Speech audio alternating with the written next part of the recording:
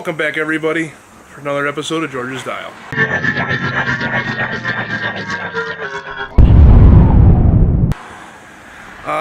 Something I've been putting off for a little while.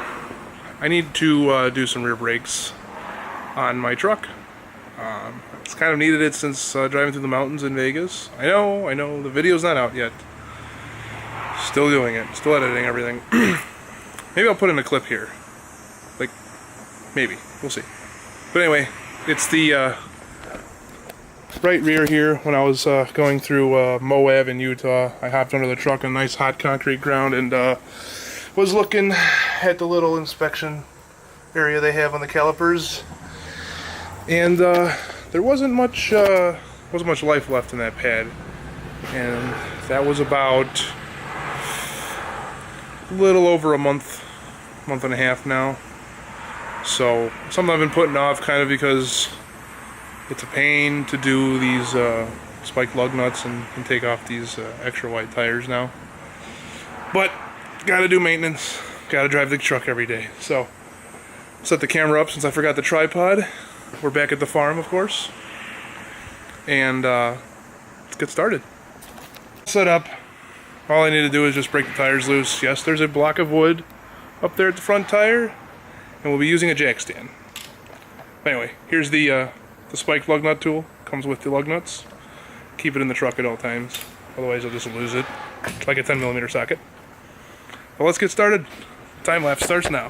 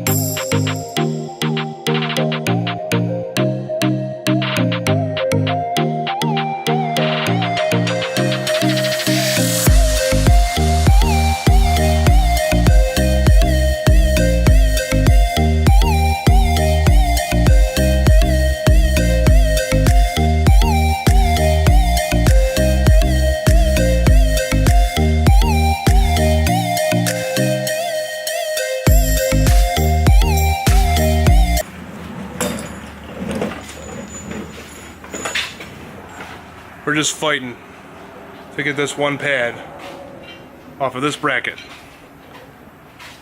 It's got, you can see it right there.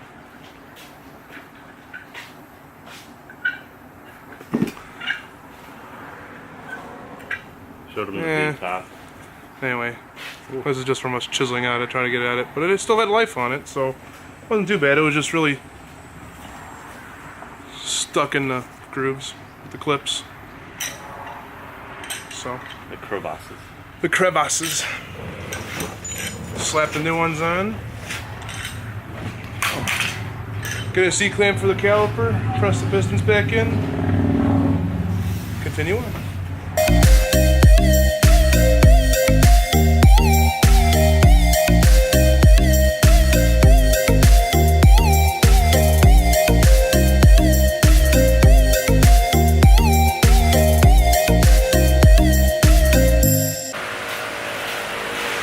I don't know if the battery died or it timed out, but just pulled these guys out.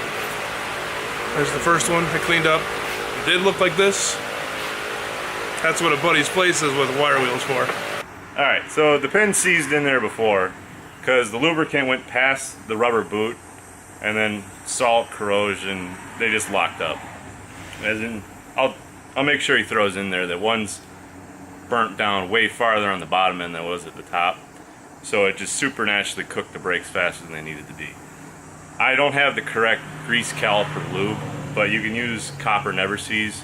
Only copper, not the aluminum, because copper will makes sense because aluminum melts at a lower temperature than copper.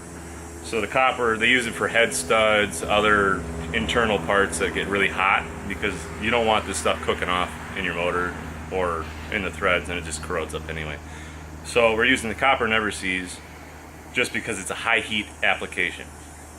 It is high heat. They're holding brakes. I mean, it's going on a Dodge 3500. It's gonna be pulling heavy stuff, and they're gonna brakes are gonna get hot. It's just the thing of it.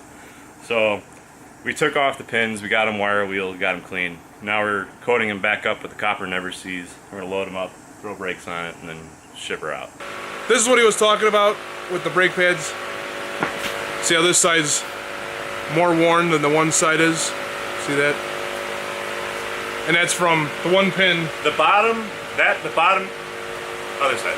This side? Yeah, that was the bottom. Sorry, this was the bottom. The bottom pin was seized. So that didn't move. It didn't get pushed into the brake disc.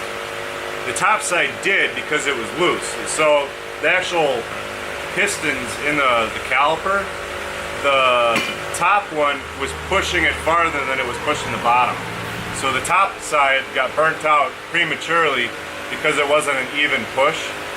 So you'll just pay attention to what side you take off. The side that has the least amount of wear, that is the top nor the bottom. Whichever one has the less amount of wear, that is the problem side, because that's the side that is not moving correctly. Good. Alright. And then this is what the new pads are like. See the thickness on those? It was time for a change.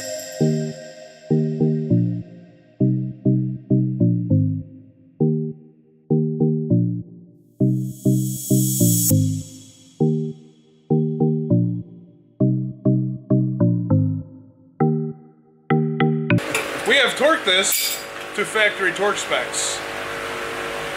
Get Liability. Max torque.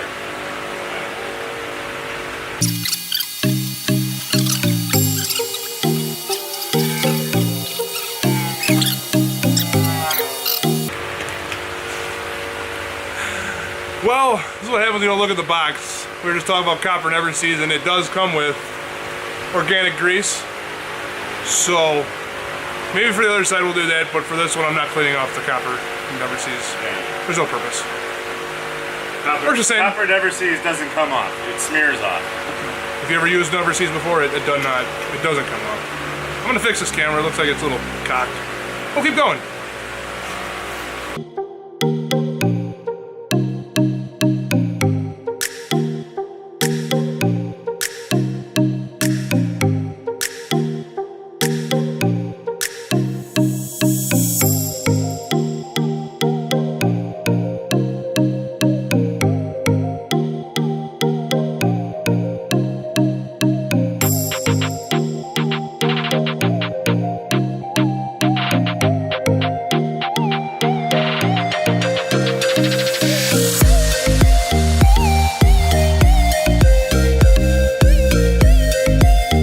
Done with one side. All you gotta do is put the tire back on. I gotta torque the lugs, and I'm not gonna even show the same side. It's just a repeat process, but to give you a better idea what was going on, had to gotta take these back off from the front side. Focus, come on. Whatever. Anyway, half-inch bolt here. You take this off. Take the bottom one off down here, over there, and then this caliper comes off, and you can able to take off the pads. And we had to take off the bracket, which is a, I believe it's 13/16, yes. And then this whole thing comes off. We're gonna put the tire back on, and we're gonna do the other side, and you'll see it done. Pull it off. The recording stop? They're still recording. Stop.